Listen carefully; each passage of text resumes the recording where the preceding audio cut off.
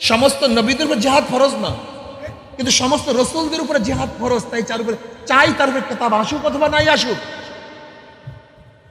চাই নতুন শরীয়তের প্রবক্তা হোক অথবা নাই হোক, যে রসুল হবে তার জন্য জিহাদ কি? অন্যের মোকাবেলা করা, নাহিয়ানে মুনকার করা তার ফরজ করতেই হবে। কিন্তু সমস্ত নবীদের জন্য, জোরে বলেন। এবার মুহাম্মদ সাল্লাল্লাহু আলাইহি ওয়াসাল্লাম শুধু নবী না রাসূলও? হুয়াল্লাযী আরসালা রাসূলাহু বিল হুদা, তিনি তো শুধু নবী নন, তিনি রাসূলও। আমরা তার উম্মত। এখন কি শুধু নবী আলা কাজ করবে না রাসূল আলা কাজ করতে হবে? বোঝেননি? বুঝাতে পারিনি। শুধু নবী আলা কাজ করলেন, ঠিক না? হ্যাঁ, শুভঙ্করের ফাঁকিটা বুঝতেন তো? শুধু নবী আলা কাজ করলে নবীওয়ালার সাথে কিওয়ালা কাজ করতে হবে, আর রসুল আলা কাজ করলে কি করতে হবে? অন্যের মোকাবেলা করতে হবে।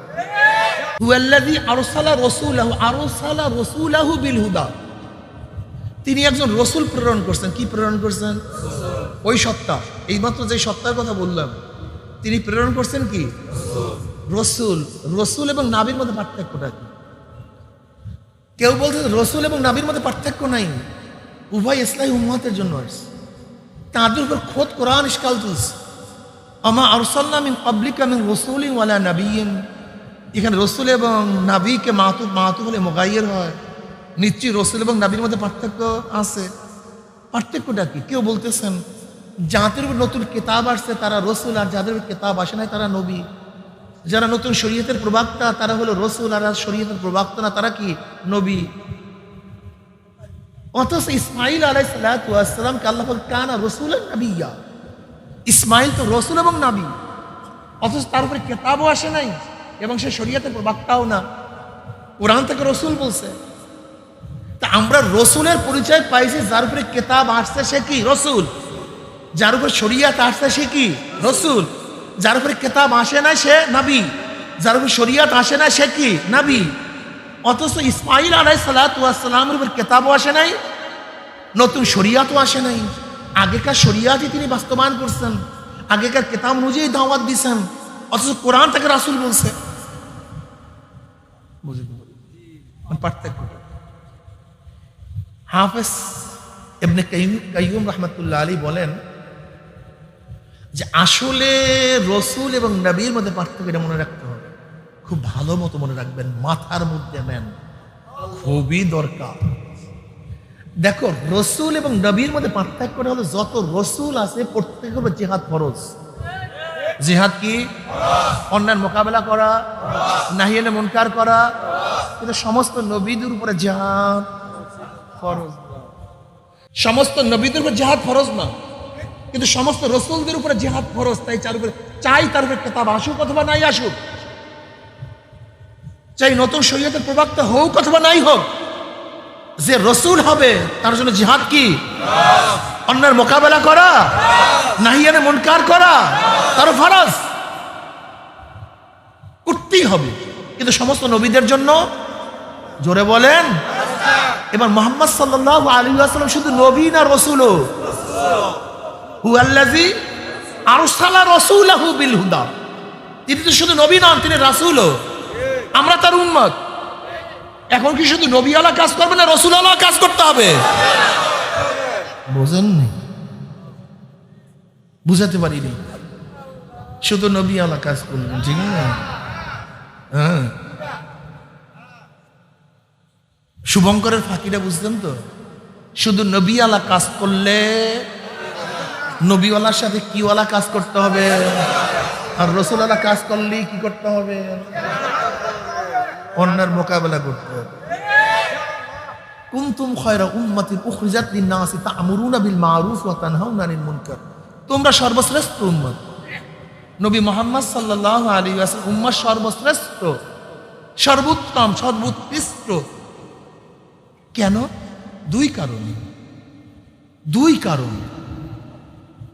তোমরা সৎ কাজের আদেশ করো, অসৎ কাজে, সৎ কাজের অসৎ কাজের ওয়া তুমিনুনা বিল্লাহ, ঈমান তো মুকদ্দম হওয়া চাই, আমল মুআক্খার হওয়া চাই। আগে ঈমান আসবে, তারপর আমলের কথা আসবে। ঈমানবিহীন কোনো আমলই গ্রহণযোগ্য না। অথচ আমলের কথা আগে নিয়ে আসছে, ঈমানের কথা পরে নিয়ে আসছে। কারণটা কি? ঈমানের ব্যাপারে আগেকার নবী পরবর্তী নবীদের মধ্যে কোনো পার্থক্য নাই। নবী আদম থেকে শুরু করে আমার নবী পর্যন্ত সমস্ত নবীদের ঈমান এক অভিন্ন, এক না, এক অভিন্ন, কোনো পার্থক্য নাই। সমস্ত নবীদের ঈমান এক। যেমন আল্লাহ কয়জন? আদম মানছেন কয়জন? আমার নবী মানছেন কয়জন? জান্নাত আদম মানছেন কে মানেন নাই? আমার নবী। জাহান্নাম আদম মানছেন কে মানেন নাই? আমার নবী। কিয়ামত আদম মানছেন কি মানেন নাই? আমার নবী। মিজান, পুলসিরাত, তাকদীর, এই ব্যাপারে ঈমানের ব্যাপারে সব তাসাবি, কার মধ্যে কোনো পার্থক্য না, সবাই সমান।